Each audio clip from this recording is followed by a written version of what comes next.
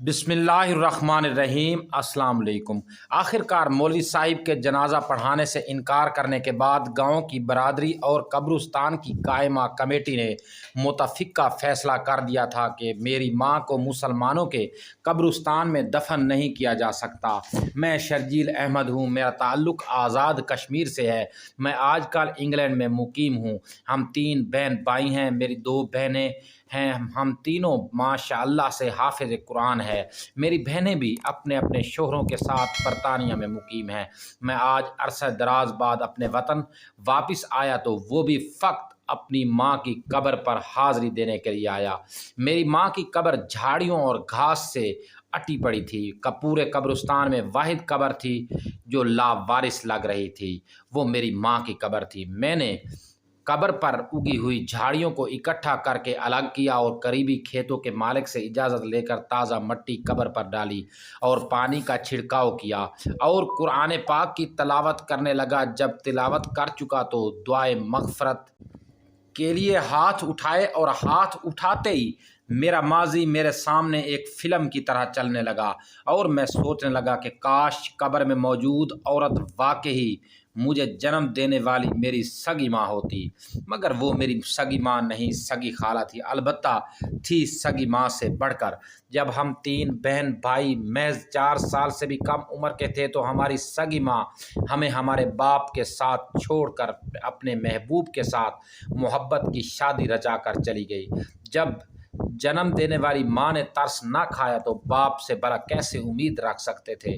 बाप ने भी हमें अपने ननिहाल के हवाले कर दिया और साफ कह दिया कि हम इसका खून नहीं। मेरी नानी का पहले ही इंतकाल हो चुका था और मेरी माँ के इतना बड़ा कदम उठाने के बाद नाना भी बिस्तर से जा लगे और फिर एक दिन हमें अल्लाह और हमारी खाला माँ के हवाले करके खालिक हकीकी से जा मिले।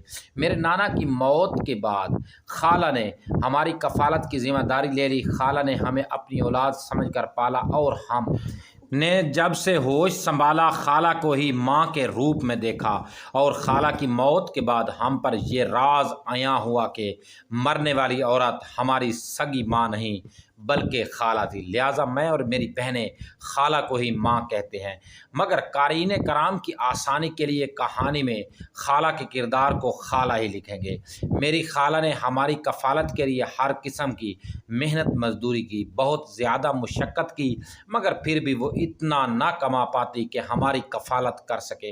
मेरी खाला की शदीद ख्वाहिश थी कि कोई आदमी हमारी कफ़ालत की ज़िम्मेदारी उठा ले और उनसे निकाह कर ले, मगर ऐसा नहीं हो सका क्योंकि खाला यतीम थी, कोई जहेज़ वग़ैरह भी नहीं था, इसलिए कोई भी निकाह के लिए तैयार नहीं होता था।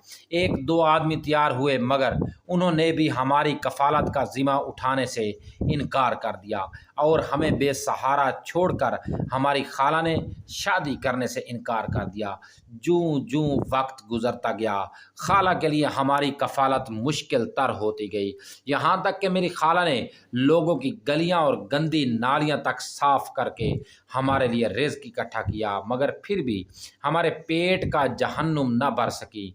खाला ने हमें मदरसे में दाखिल करवा दिया और ख़ुद शादी ब्याहों की तकरीबात में बतौर डांसर नाच गाकर हमारे लिए रोटी कमाने लगी।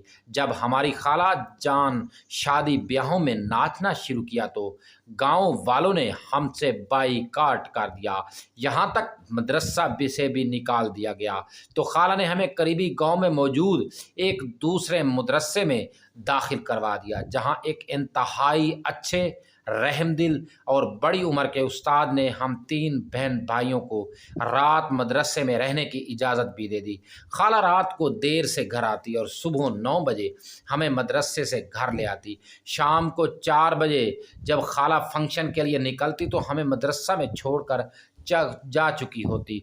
हम बहन भाइयों ने अभी शायद आधा आधा कुरान पाक भी हिफ्ज़ नहीं किया था कि एक दिन पता चला शादी के किसी फंक्शन पर चंद नशे में धुत ओबाश लोगों ने मेरी खाला की इज़्ज़त पामाल कर दी है। मेरी खाला ने पुलिस में रिपोर्ट दर्ज कराने की कोशिश की तो पुलिस ऑफिसर ने ये कहते हुए रिपोर्ट दर्ज करने से इनकार कर दिया कि कंजरियों की कोई इज्जत नहीं होती और कह कहा लगाकर اپنے جونیئر کو کہنے لگا، او فیکے، اگر اس جیسی کنجریوں کی عزت لٹنے کی رپورٹیں درج کرنے لگیں تو تھانے میں بیٹھنے کی تو جگہ ہی نہیں ملے گی، بس ہر جگہ FIR درخواستیں ہی پڑی ملیں گی۔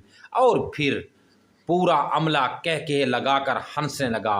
عزت پامال ہو جانے کے بعد پولیس والوں کے ہاتھوں کی گئی تذلیل میری خالہ برداشت نہیں کر سکی اور گھر آ کر ایک خط اور ساری جمع پونجی ہمارے مدرسہ کے استاد محترم کو دینے کے بعد ہمیں ان کے حوالے کیا اور گھر آ کر خود کو آگ لگا کر خودکشی کر لی۔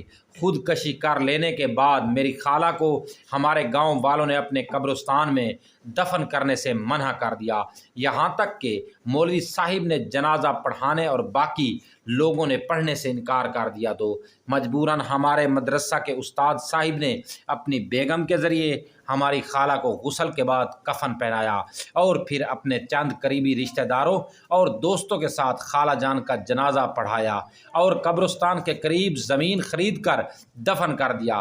اس کے بعد انہوں نے ہماری ذمہ داری اٹھا لی، ہمیں حفظ کروا کر عالم کے کورسز کروائے اور پھر اپنے ایک جاننے والے کے ذریعے مجھے برطانیہ بھجوا دیا۔ یہاں میں آج بھی ایک مسجد میں امام ہوں۔ میری بہنوں کی شادی بھی مناسب فیملیز میں کروا دی۔ میری بہنیں برطانیہ میں مقیم ہیں۔ ہماری خالہ نے اپنی ساری جمع پونجی ہمارے استاد محترم کو دے دی تھی تاکہ وہ ہمیں بہتر تعلیم دلوا سکے۔